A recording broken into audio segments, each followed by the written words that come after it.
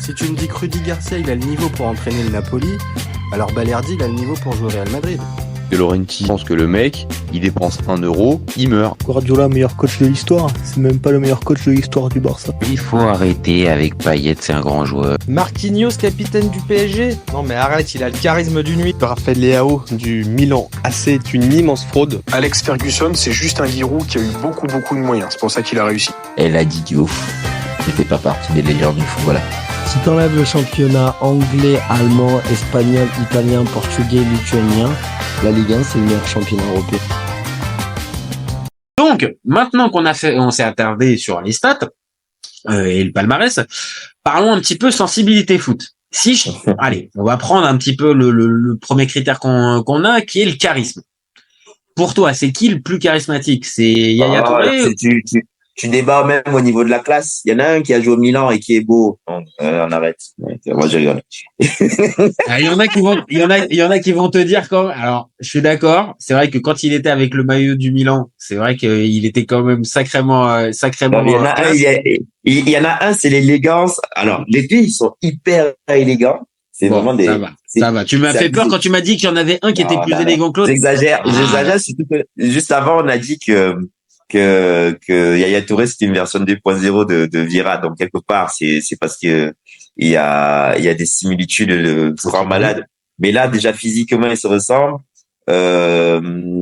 même dans l'allure, ce qui dégage, balle au pied.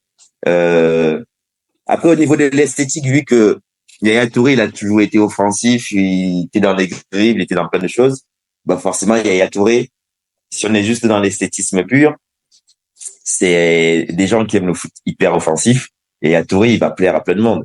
Mais moi, comme j'étais milieu défensif, que j'aimais quand même les gens qui taquinent les jambes des adversaires et tout. Patrick Vieira, ça te parle. Patrick Vieira, ça te parle pour toi. Vieira, c'est le capitaine des invincibles. Donc, quelque part, au niveau du leadership, du charisme et de la peur que tu génères chez les adversaires dès qu'ils rentrent sur le terrain.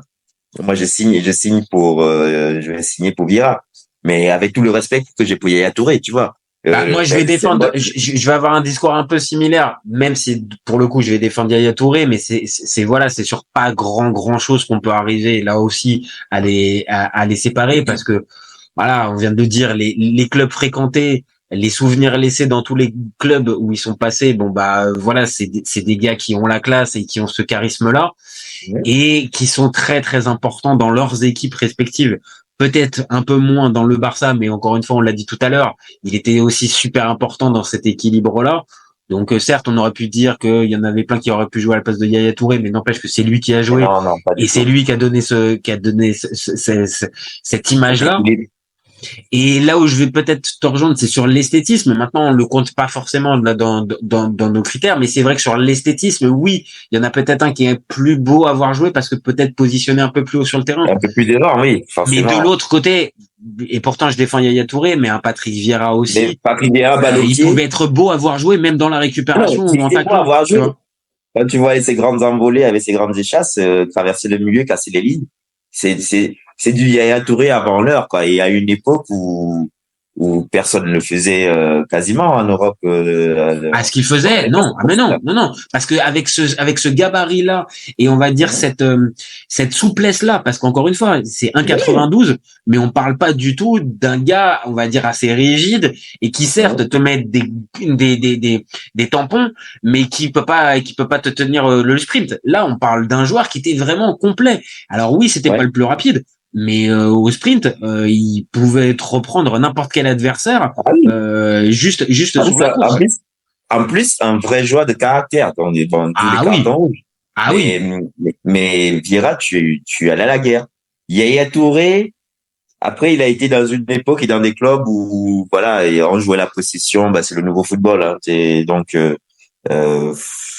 Bon, c'est un truc que j'aime moi maintenant, mais voilà, c'est sûr que si tu contrôles la balle 70% du temps, on n'a pas l'occasion de te voir avoir du caractère et dans le fil rouge. T'as raison de le préciser, parce que c'est vrai, dans le football, entre guillemets, de Vieira, on a des matchs qui sont beaucoup moins estampillés avec possession et tout ce qu'il y a. Donc on a des matchs qui sont très disputés. Mais parce que aussi, souvent à cette époque-là, les deux équipes étaient des niveaux similaires.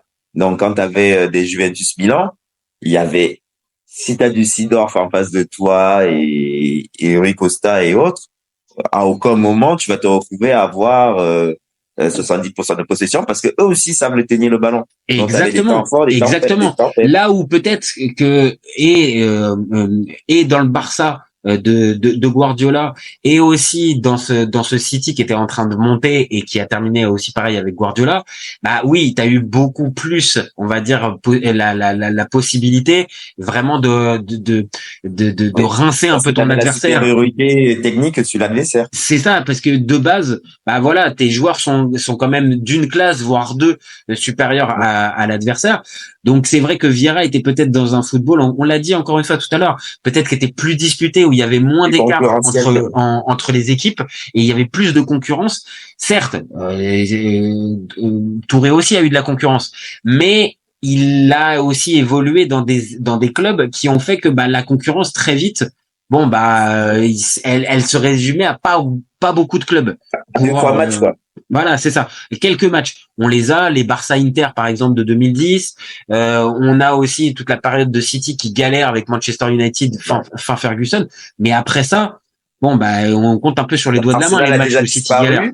Donc oui, ça se résumait à Manchester United, Manchester City à la croisée de ces années-là, parce que Chelsea aussi, quoi qu'il y avait Chelsea.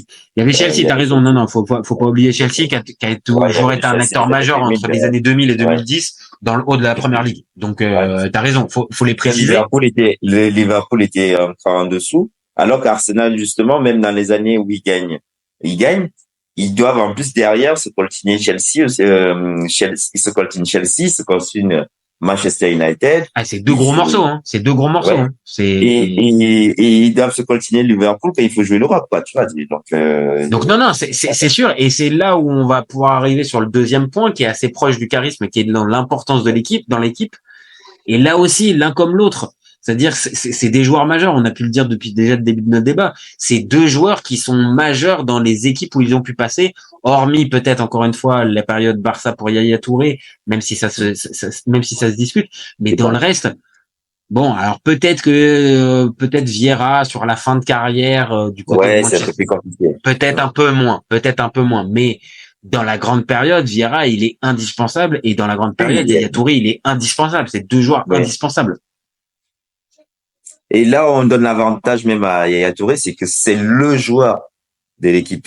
Même si derrière, on va se souvenir des buts d'Aguero et compagnie, mais la star de Manchester City. D'ailleurs, je sais pas s'il a pas un titre des meilleurs joueurs d'Angleterre, là, dans toute l'histoire, là. C'est bizarre, ça. C'est bizarre. J'ai pas été vérifier les titres, on va dire les récompenses individuelles qui Mais auraient si, pu. parce que les joueurs africains, ils sont apparus très vite. Mais c'est Et très d'ailleurs, possible Vieira- qu'il ait été élu joueur de Si, première ligue il d'une est- saison. Hein. C'est pas du tout impossible. Hein. Non, Mais tu vois, on est toujours en train de se souvenir du but d'Aguero, et c'est un mec qu'on a quand même un peu effacé plusieurs fois, quoi. Agüero, il est mythique parce qu'il y a ce fameux but à la dernière minute qui donne le titre et tout ça. Mais encore une fois, Yaya Touré, il est indispensable dans ce Manchester City-là. Et avec Pellegrini, tu l'as dit tout à l'heure, mais aussi avec Guardiola. Alors que pourtant, avec Guardiola, c'était compliqué. Mais pourtant, Guardiola a bien été obligé de le mettre. Et certes, ça s'est terminé. Il est parti alors qu'il aurait pu encore peut-être faire une saison ou deux, mais il a quand même joué avec Guardiola et Guardiola a bien été obligé de ravaler sa colère vis-à-vis de lui. Il a été obligé de le mettre. Mais ça a toujours été compliqué entre les deux. Ça, c'est vrai. Par contre, la relation Guardiola-Yaya Touré, ça parce que Yaya Touré, même si c'était un joueur éminemment collectif, d'ailleurs, il a été en conflit avec Didier Drogba, pareil, en équipe nationale. Quel impact ça a eu pour que, par rapport aux victoires, je sais pas, parce que mine de rien, autant dans la première partie de carrière de Yaya Touré, c'était le petit frère qui découvrait, autant au virage des années 2010, la vraie star de la Côte d'Ivoire, on est obligé de Drogba, il venait de gagner un quand même en 2012, hein, c'est ça. Donc on se retrouve avec un qui est champion d'Angleterre avec City, l'autre qui a gagné la Champions League avec Chelsea. Et du coup, on se retrouvait avec un vestiaire avec deux leaders, un qui veut pas passer le flambeau, c'est normal, il est toujours star à Chelsea, et l'autre qui a les dents longues parce que c'est quand même un dieu vivant à Manchester City, quoi. Donc, ils perdent la coupe d'Afrique 2012 comme ça, alors que l'équipe, elle est hyper talentueuse. Et que, c'est peut-être le point, tu vois, là, tu vois, en disant ça, t'as raison, c'est peut-être la différence avec un Vieira qui, lui, pour le coup, n'a jamais eu ce problème-là, on va dire, de type de leadership ou contester son leadership dans les. Mais c'est surtout parce que, évidemment, son poste, c'était le guerrier. C'était l'exemple à suivre parce que, voilà, il n'y a pas que les buts et tout. Alors que, quelque part, Yaya Touré, il a toujours voulu plus briller que les attaquants qui étaient devant lui. Peut-être. Non, mais c'est vrai. Je pense que ça joue là-dedans. Et dans ce côté, on va dire, souvenir que tu laisses dans les équipes, bah, il y a peut-être pas, moins d'embrouille, entre guillemets, tu vois, pour simplifier un petit peu. À la différence d'un Yaya. C'est le mec qui se bat pour tout le monde. Même quand tu as envie de faire moins d'efforts, tu vois Vieira qui se démène et qui va au charbon, qui va faire des tacles alors que toi, tu es encore en train de reprendre ton souffle. T'as envie de faire comme lui et du coup, oui, on est dans une émulation positive. Et peut-être plus collectif Vieira, voilà. Que là, même si encore une fois on l'a dit, Yaya c'est un joueur collectif, c'était pas un Thème Ben Arfa, mais par contre peut-être que on va dire sur la globalité de la carrière, bah Vieira n'a jamais eu ce type de problème-là, tu vois. J'y réfléchis, mais en équipe de France, en Arsenal, à la Juve, à l'Inter, même pas souvenir là en fait. Monaco, il passe sur un conflit avec Olympiakos. Hein. Oui, c'est vrai, t'as raison. Il y a une sorte de conflit quand il part de l'Olympiakos pour arriver à Monaco, c'est compliqué. Et même à Monaco. Parce qu'à la base, c'était Lyon qui avait la. Et même à Monaco, il laisse un petit goût amer, quoi. Enfin, il a pas donné tout, en fait. Mais après, on est bric-branc, donc. Ouais, c'est vrai. Voilà. Ça tient pas la route, ces années-là. Monaco, c'est pas grandiose. Mais, bon, quand on voit ce qu'il fait l'année d'après, arriver au Barça, on peut, si on est supporter monégasque, on peut quand même un peu l'avoir mauvaise en se disant, attends, quand même, il a un peu mis à l'envers, quand même. Match 5 buts, 7 passes décisives. Et il jouait déjà un peu en mode faux mineur de jeu. Bon, on en avait un peu trop, là. Tout le monde, on avait que des artistes, là. Au bout d'un moment, on pouvait pas s'en sortir. Non, c'est vrai. Mais même, on va dire, en fait, je te dis ça, c'est parce que j'ai le souvenir qu'à Monaco, sur certains matchs ou sur certaines occasions. Il choisissait. Mais tu vois bien que le gars, il est largement au-dessus. Mais largement, mais vraiment, tu vois. Mais que sur la globalité de la saison, bon, bah, oui, c'est le joueur peut-être un petit peu en dilettante. Et quand on le voit l'année d'après avec le Barça, tu fais, ah ouais, non, mais d'accord, c'était bien ça. On avait bien vu que le joueur, il était énorme, mais qu'il choisissait un peu ses matchs. Voilà. Là, il peut plus choisir.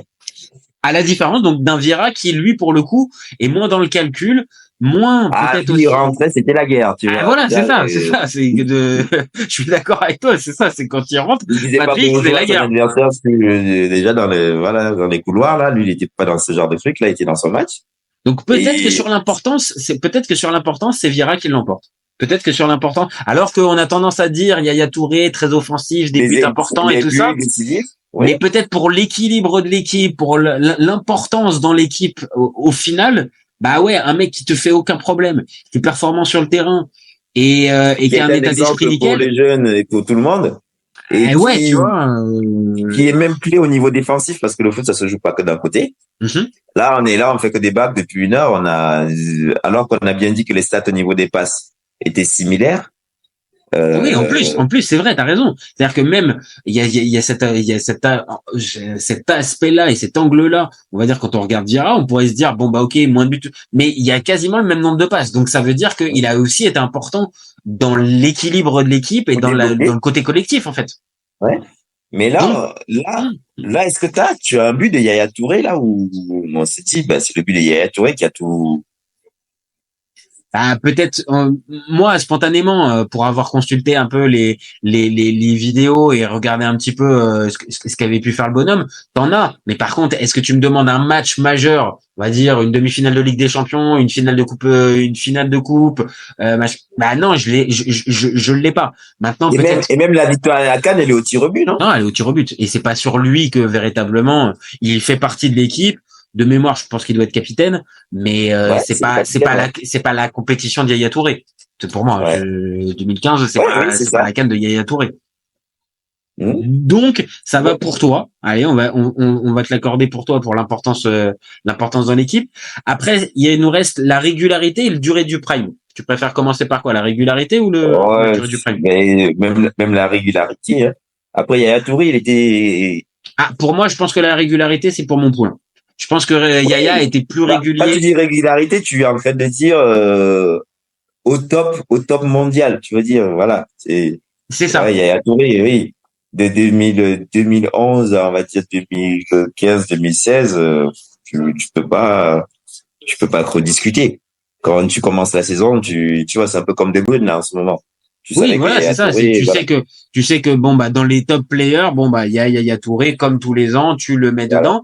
À la différence, mais je pense que c'est parce qu'il y en a un qui a eu son prime plus tôt. C'est une histoire d'époque. Et je pense que et je pense moi surtout qu'il y en a un et on peut venir dessus aussi directement sur la durée du prime parce que c'est assez lié la régularité et la durée du prime. C'est que je pense qu'il y en a un qui atteint son prime le plus rapidement, Vieira. Je pense que très très vite, il atteint un niveau de performance qui est déjà très élevé, voilà. et qu'il a plus de mal à conserver ce niveau de performance tout au long de sa carrière jusqu'à 2011, à la différence d'un Yaya Touré qui commence peut-être plus doucement, mais qui est comme un diesel, mais qui va tenir. Moi, pour moi, de 2009 à 2015, waouh, il est référence, quoi. C'est ça. Donc c'est là où je vais peut-être aller plus pour Yaya. Même si depuis 98, il est dedans, on va dire, je t'ai dit, c'est similaire, 98, 2006, après t'as les blessures. Et à Touré, il se blessait beaucoup moins quand même, hein, mais vraiment beaucoup moins. Après, on l'a dit tout à l'heure, tu l'as dit, il est dans une zone du terrain où t'es vraiment soumis à te prendre des coups. Voilà, et en plus, il aime ça. Oui, parce que c'est ça aussi, ça on l'a pas précisé, c'est-à-dire que, certes, c'était un mec qui était combatif, tout ça, mais c'était un mec qui aimait y aller, en fait. C'est pas du tout, genre, on l'a forcé, hein. Ça se voyait. Non, il y allait. Ah oui, c'est ça. Des fois, pour se montrer, te sortait un bon vieux tacle décollé, là, vas-y, mon coco. Pour te montrer, genre, attends, ce soir, il va falloir passer, mais comme on vient de dire, c'est-à-dire, c'était pas du tout, on va dire, forcé on va dire, de ses coachs ou de lui. Je pense que ça faisait partie de son jeu, et c'est aussi ce qui a fait sa réputation. C'est-à-dire que, attention, un Padira avec ses fameux longs compas, attention, quand il commence tu l'as sur le dos, c'est pas qu'une masse physique, hein. C'est un mec en plus qui va pas te lâcher, quoi. Ouais, c'est ça. À la différence d'un Yaya qui, pour le coup, se regardait peut-être un peu plus joué. Tu l'as passé, hein, c'est bon. Ah, voilà, c'est ça. Donc, moins le côté chien de la casse, c'est-à-dire, attends, tu m'as passé, non, mais peut-être juste tout simplement dans la formation, il y en a un qui est peut-être, encore une fois, placé plus haut sur le terrain que l'autre, en fait. Et que Yaya Touré n'occupe ce poste de 6 que parce qu'on lui donne on lui a imposé et qu'on lui impose et en plus parce qu'on l'a imposé et du coup il râlait un peu, quoi. Et t'es gentil avec le râler un petit peu, mais ouais, Xavi et Iniesta, vous êtes gentil, je sais aussi jouer au foot, tu vois. Mais c'est ça. Et d'un autre côté, on peut pas non plus en vouloir, quand on voit après ce qu'il a pu faire pendant le reste de sa carrière, on peut pas non plus lui en vouloir de dire, attendez, les gars, je suis pas juste un 6 à récupérer les ballons, quand même. Je peux faire aussi autre chose, quand même. Je m'appelle pas Seydou Keita, quoi. De grosses ouvertures, je peux les faire. Et c'est pas manquer de respect, encore une fois, à ces joueurs-là. C'est-à-dire que Keita ou Padira, c'est-à-dire que je pense qu'on va être d'accord de l'un et l'autre, dans une équipe, t'as besoin de plusieurs profils. Tu peux pas être qu'avec des artistes. Et il faut aussi que t'aies des mecs qui aiment la baston. Et dans ces cas-là, si t'as que 11 Yaya Touré, ça le fera pas. Mais tout comme si t'as que 11 Vieira, ça le fera pas non plus. Peut-être que les 11 Vieira, ça marcherait mieux que les 11 Yaya Touré. Peut-être quand même. Il y a moyen que ça marche. Il y a moyen que ça marche. Maintenant, pour conclure notre débat sur donc la régularité, moi, comme je t'ai dit, j'ai tendance à penser quand même qu'il est un poil plus régulier, même si ça se joue à pas grand-chose, Yaya Touré. Et c'est lié aussi, la durée du prime, elle est peut-être un peu plus longue. Maintenant, comme tu dis, 98-2006 et 2009-2015, on est sur les mêmes durées quasiment, hein. Donc, on est sur deux joueurs qui ont eu un prime assez long quand même. Oui. Il y en a un qui était vraiment au top mondial parce que le foot a changé, parce que les milieux relayeurs, ça a remplacé les meneurs de jeu. Exit les Del Piero, les Zizou et autres dans notre époque, même les Riquelme. Tu vois, je pense que si on était dans la philosophie du foot actuel à notre époque, les Mendieta et compagnie, c'est les Modric de maintenant, quoi. Tu vois, c'est une époque qui a changé. Et encore, on commençait avec un virage quand même où comment il s'appelait notre chauve là, argentin de la Lazio là. J'ai oublié son nom. Voilà, Sam. Non, le 6, le 8, du moins le 8. L'Argentin. Véron. Ah oui. Véron, tu vois, Véron de nos jours, Yann Pablo, on serait en mode, déjà, c'était la folie quand il était à la Lazio. Bon, c'était n'importe quoi quand il est parti à Manchester. Ah, c'est dommage, il s'est cramé, mais quel joueur énorme, Mais t'as raison. Ouais. Est-ce que ce genre de joueur-là, maintenant, ça Que pourrait nos joueurs, avoir une place, on l'a fait des statuts. Mais tu parles de Véron à des gamins maintenant, ils disent, c'est qui ce Véron, Juan Pablo, là, c'est qui ce mec, là? Juan Sébastien, pardon. Non, mais t'as raison, je suis d'accord. Mais ça peut nous donner une idée pour un prochain à son prime. Tu choisis qui? Un Véron à son prime, c'était. Non, le prochain, tu choisis qui? Tu sais qui on peut prendre? On peut comparer Sami Koufour et Rigobertson.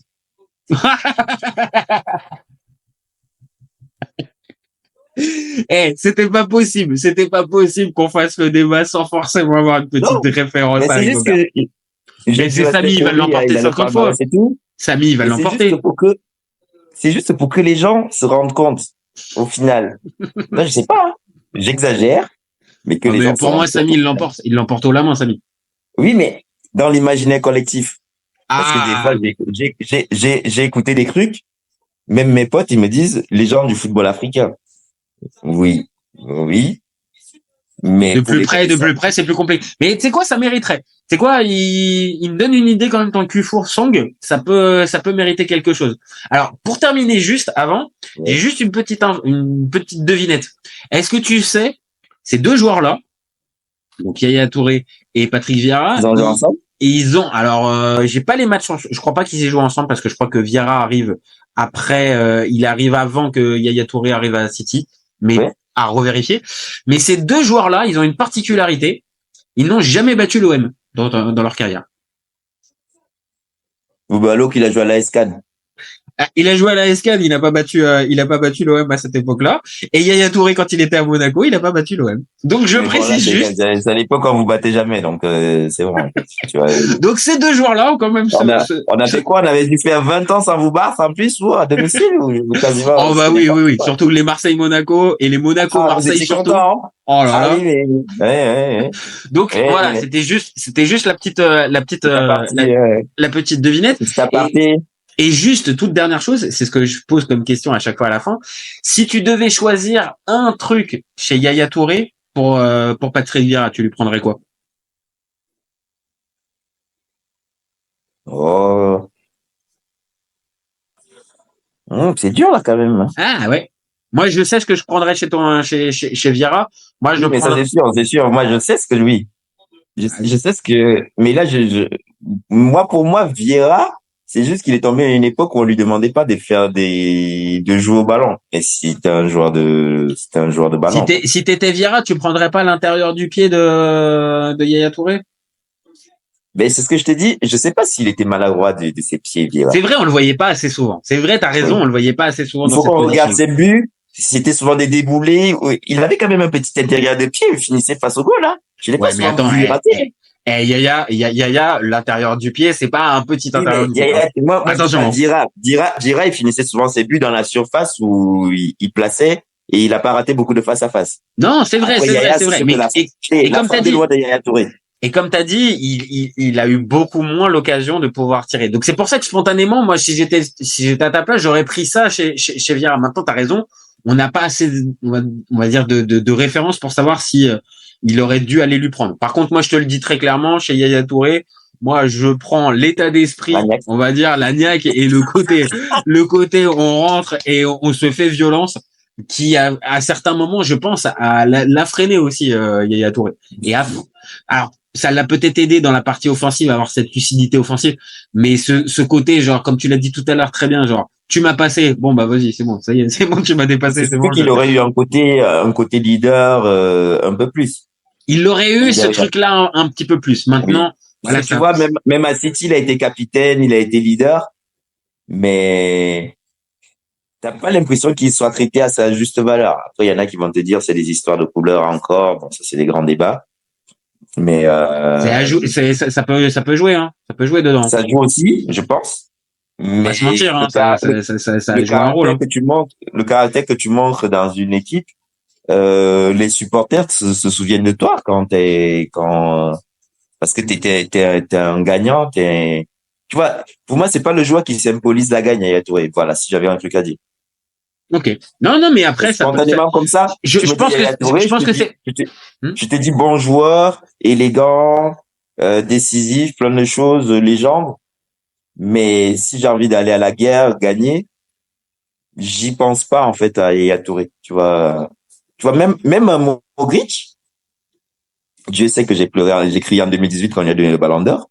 Mais quand tu vois l'abattage qu'il a dans un terrain, même à 36, 38 ans, tu fermes ta bouche. C'est un guerrier. et puis lui, il a tout. Il a le côté guerrier, collectif. Non, mais c'est un tout petit bonhomme, tu vois. C'est limite, c'est pas ce que tu attends de Modric, en fait. Tu te dis, j'ai un milieu avec Modric, je te dis, Modric, c'est toi mon maestro, mais ta vie, il te fatigue pas. Tu vois, Yaya Touré, il avait le même rôle en Côte d'Ivoire, mais c'était le premier voilà, c'est bon, derrière, je vais me débrouiller, vous, les gars. Mais Luka Modric, on touche là peut-être un des joueurs majeurs depuis le début des années 2000, je trouve, un joueur qui a été mais impactant partout et qui peut-être se bonifie avec le temps, tu vois. Où c'est très difficile. Ce côté un peu guerrier, il l'a, tu vois. C'est vrai. Mais c'est vrai. Alors que vu son gabarit et vu comment il est, le rôle qu'on lui pose dès le départ. Je suis d'accord avec toi, c'est pas ce que tu lui demandes, c'est pas ce que t'attends encore une fois d'un Modric, mais peut-être que alors certains qui peuvent être au-dessus de la moyenne ne sont pas obligés d'avoir ce côté un peu guerrier, mais pour pouvoir durer au très très haut niveau, quand tu pars avec comme on a dit ce déficit de physique, t'es obligé de compenser par quelque chose, sinon ton simple talent ne suffira pas en fait pour pouvoir arriver à jouer dans ce truc-là. Un Yaya Touré a pu faire sa carrière, mais on pourra toujours se dire qu'il aurait pu faire une meilleure carrière si encore une fois. Déjà physiquement, il en impose, donc voilà, peut-être qu'il récupérait des ballons déjà facilement parce que supériorité physique au duel et tout, il a déjà pris le ballon, quoi. Voilà. Et puis comme on a dit, hein, c'est-à-dire que pour le bouger. Avec enfin sans être vulgaire hein, mais avec le gros cul qui se trimballe Yaya Touré putain c'est pas facile hein, quand même tu vois d'arriver à être mobile tout ça parce qu'il a un physique vraiment de base il a un bon moteur à déplacer. Vieira aussi il est encore plus grand et tout ça mais il donne pas cette impression là il donne moins cette impression de lourdeur que Yaya. C'est les plus grands. C'est ça. Bon, bah écoute, en tout cas, je te repose la question juste pour terminer. Tu restes sur ton Patrick Vieira, tu seras pas, j'ai pas réussi à te convaincre. Moi, j'ai besoin de gens qui font peur quand ils arrivent sur le terrain. Ok, d'accord. Tu dis cet après-midi, ça va être compliqué. Moi, j'ai toujours eu cette philosophie-là. C'est que bon, après c'est mes postes dans les différents sports. J'aime aussi cette philosoie-là, mais c'est vrai que je suis libéraux. Tu vois, au volet, je suis libéraux. Donc, quand on rentre en face, le mec se dit, je vais attaquer, ça va être chaud. Tu vois, j'aime. Alors, est-ce que c'est une philosophie de Mourinho? J'en sais rien. Ça doit te parler. Ça doit avoir une résonance particulière chez toi. Je dis bonjour, je serre la main au mec. Il faut qu'il sache que la journée va être compliquée, tu vois. Je vais pas forcément lui faire du mal. Tu vois? Mais juste, souris au moins. Je suis là. Je suis bien présent. Fais pas le malin. Voilà, fais pas le malin avec moi. Donc c'est pour ça que voilà, toi t'es plus de la team Vieira et que Yaya Touré encore une fois et de la même manière, on a bien vu pendant le débat, on est très respectueux l'un et l'autre de notre adversaire, mais toi c'est plus chez Vieira que tu vas aller et moi bah pour le coup c'est plus chez Yaya et ce côté un peu artiste de gagnant. Tu vois des fois on fait des débats sur les meilleurs joueurs africains de l'histoire. Il a 4 ballons d'or. Mais l'autre jour on en a parlé. Il a été évoqué après. Oui. Les gens ont dit Drogba, les gens ont dit Eto'o et Drogba sont arrivés avant. Drogba, on a parlé de Weah, on va te parler des Roger. Mais ça tombe très très bien. Ça tombe très très bien parce que on arrive sur la fin de notre vidéo. Ça tombe très très bien. On va faire dans quelques semaines le fameux débat quel est le plus grand joueur africain et on va faire ça dans les règles. On va inviter les personnes qu'il faut pour pouvoir avoir un minimum de connaissances Et sur le pour moi, c'est dossier. compliqué parce que on est pareil, on est dans le même délire là. Euh, sur les chiffres, on va dire Samuel Eto'o, mais tout ce que les mecs ils avaient fait dans les années 70 où le foot, je vais pas dire européen, était interdit aux Noirs, mais Et on est obligé, c'est ça. Mais c'est bien ça. On est obligé Voilà, de revenir c'est- là-dessus et de Ouais. faire un truc vraiment carré parce que ça se fait pas en 5 minutes et ça se limite pas Ouais. justement qu'aux années 2000. Il y a Parce aussi que les avant. pionniers, même un Abedi Pelé, tu vois, parce que nous on a la carrière à l'OM, mais quand tu vas gratter, ce que les mecs ils faisaient déjà dans les petits clubs. Clairement, là, non, et non, mais puis- c'est vrai. Et même, Ou même ce qu'un Roger Mila, on sait pas ce qu'un Roger Mila a fait à Bastia. et même un quelles années Salif, qu'il a fait et là-bas même un Salif Keita, Oui, du côté de Salif Saint-Etienne. Keita, oui. Bon, gardons tout ça. Merci à toi, Serge, pour Ouais. pour ce temps, pour ce débat. Merci Oui. à toi de t'être prêté au jeu du à son prêt que tu choisis qui. Nous, on se retrouve très vite pour un nouvel épisode. N'hésitez pas à nous donner vos avis. Dites-nous si Samy pour vous, Kofour et Robertson. voilà, garde proposer, ça. Et dites-nous en tout cas si pour vous êtes Team Vieira ou Team Yaya Touré. Et vous gardez en tête qu'au FC Copains, on est ouvert toute l'année. Ciao les copains. Ciao. Ciao. Si tu lui enlèves la vitesse, Vinicius est un joueur moyen. Mbappé là pour les pépettes et pas forcément pour la compète. Si tu me dis que Rudy Garcia, il a le niveau pour entraîner le Napoli, alors Balerdi, il a le niveau pour jouer au Real Madrid. Je te rappelle Léao du Milan AC est une immense fraude. Deschamps est jamais aussi bon que quand il fait du Deschamps, de la rigueur. Le débat qui est le meilleur entre Messi et Maradona, alors qu'on sait tous que le meilleur 10 argentin c'est Riquelme. Après, moi, je conseille aucun joueur d'aller au PSG déjà de base. Je pense que le mec, il dépense 1 euro, il meurt. Pour l'Euro, il est blessé, je sais pas, t'as pas Griezmann et t'es pas si sur un Je sort. suis d'accord. Alex Ferguson, c'est juste un Giroud qui a eu beaucoup de moyens. C'est pour ça qu'il a réussi. C'est quand même pas de ma faute si je préfère Ronaldinho à Zidane. Marquinhos, capitaine du PSG. Non mais arrête, il a le charisme d'une nuit. Gros problème avec ce joueur, je le déteste. Avec un joueur comme Nangolan, la Belgique sortait la France en 2018. Elle a dit Diouf. Elle fait pas partie des meilleurs du football. À son prime, je te confirme que Atem Ben Arfa n'a rien à envier à Lionel Messi. Entre un choc de Ligue 1 et un choc de MLS, je regarde la MLS. Je trouve que la feinte est grillée quand même, tu vois. J'ai pas peur de dire que Bounassar, à son prime, il avait 4 cafous dans chaque orteil. Guardiola, meilleur coach de l'histoire. C'est même pas le meilleur coach de l'histoire du Barça. Mais il faut arrêter avec Payet, c'est un grand joueur. Si t'enlèves le championnat anglais, allemand, espagnol, italien, portugais, lituanien, la Ligue 1 c'est le meilleur championnat européen. Heureusement, il y en a un avec un style différent, Diego Simeone. Cet été, il y avait encore des mecs pour dire que Mourinho, c'était l'entraîneur parfait pour le PSG. D'un moment, faut arrêter d'avoir un temps de retard. Merci pour les travaux, Kylian. Maintenant, tu peux aller au Real. Pour moi, Giroud est un meilleur neuf que Benzema. Pour moi, Neymar, je suis désolé, mais c'est vraiment le meilleur joueur du monde de poker. Totti, pour moi, c'est un meilleur joueur qu'Alessandro Del Piero. En 2023, j'ai plus confiance en Franck Hez que Max Allegri.